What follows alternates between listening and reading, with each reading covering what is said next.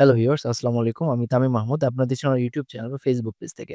আজ আপনাদের সাথে কথা বলব DeepSeek নামে একটা এআই অ্যাপ্লিকেশন নিয়ে। যেটা সম্পর্কে অলরেডি আপনারা জেনে গেছেন। যেটা অনেকটা ChatGPT র মতো একটি অ্যাপ্লিকেশন এবং এটাকে Microsoft এর Copilot বা Google এর Gemini এর মতো করে ভাবা যায়।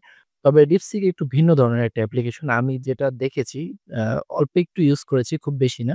বাট আপনাদেরকে এখন শুরু থেকে দেখাবো যে কিভাবে DeepSeek কে ইউজ করবেন এবং কিভাবে আপনার টোটাল প্রসেসটা সম্পন্ন করে DeepSeek কে ব্যবহার করবেন। তো চলুন শুরু করা যাক। ১ম এ আমি আমার আরেকটা ইউজারে যাচ্ছি। ওকে। আমরা এই ইউজার থেকে ১ম এ DeepSeek কে অ্যাক্সেস করব। ১ম এই বলে রাখি DeepSeek মানে হচ্ছে গভীর অনুসন্ধান।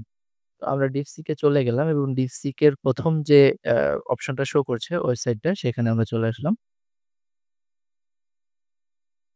এখন এখানে যে ইন্টারফেসটা দেখতে পাচ্ছেন, আপনারা সাধারণত DeepSeek এর Google সার্চ এ আসলে এই ইন্টারফেসটাই দেখতে পাবেন। এবং এখান থেকে যদি আপনারা মোবাইলে ব্যবহার করেন তাহলে এখান থেকে এ এখানে DeepSeek অ্যাপে ক্লিক করবেন। আর আমি যেহেতু কম্পিউটারে আছি তাই এখান থেকে স্টার্ট নাও এ ক্লিক করছি। কারণ আমি কম্পিউটার থেকে অ্যাক্সেস করব।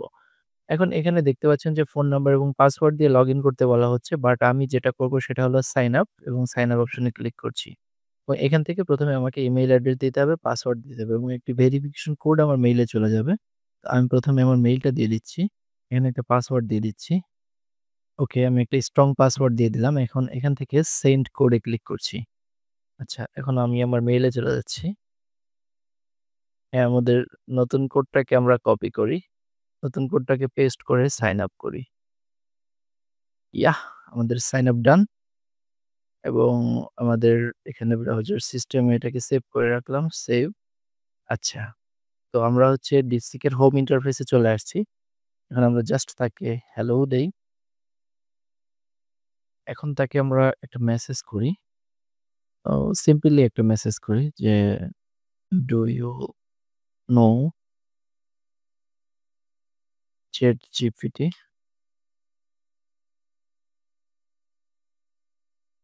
হ্যাঁ, সে আমাকে অ্যান্সার করে দিল। ওকে, তো আমরা এখন তার কাছে একটা প্রশ্ন করি।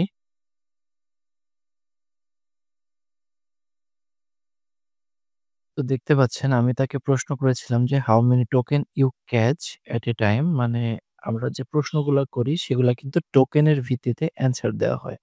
সে এখানে অ্যান্সার করেছে, "I can process up to 1000 and 20 token at a time."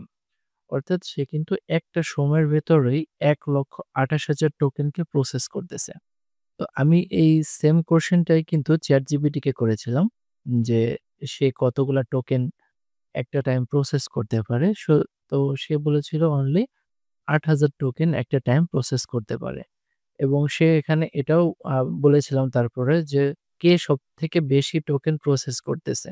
তো এখানে দেখতে পাচ্ছেন ChatGPT সে কিন্তু একটা টাইমে মাত্র ৮,০০০ টোকেনকে প্রসেস করতেছে এবং সেখানে DeepSeek একটা টাইমে ১,২৮,০০০ টোকেনকে প্রসেস করতেছে। যেটা কিন্তু সে এখানে নিজেও বলেছে যে ১২৮ আ কে অর্থাৎ ১,২৮,০০০ টোকেন। তাই আপনারা বুঝতেই পারছেন যে কাজ করার দিক দিয়ে মানে কাজের ক্ষমতার দিক দিয়ে ChatGPT র তুলনায় DeepSeek কিন্তু হিউজ পাওয়ারফুল একটা এআই মডেল। তো এই ছিল DeepSeek সম্পর্কে আপনাদেরকে জানানো আমার সংক্ষিপ্ত ভিডিও। আপনারা এটা নিয়ে আরো রিসার্চ করতে পারেন এবং DeepSeek কে যেকোনো প্রকার কোয়েশ্চেন করতে পারেন। আর আপনার যেকোনো প্রকার সমস্যা এখান থেকে সলভ করে নিতে পারেন। ধন্যবাদ। ভালো থাকবেন।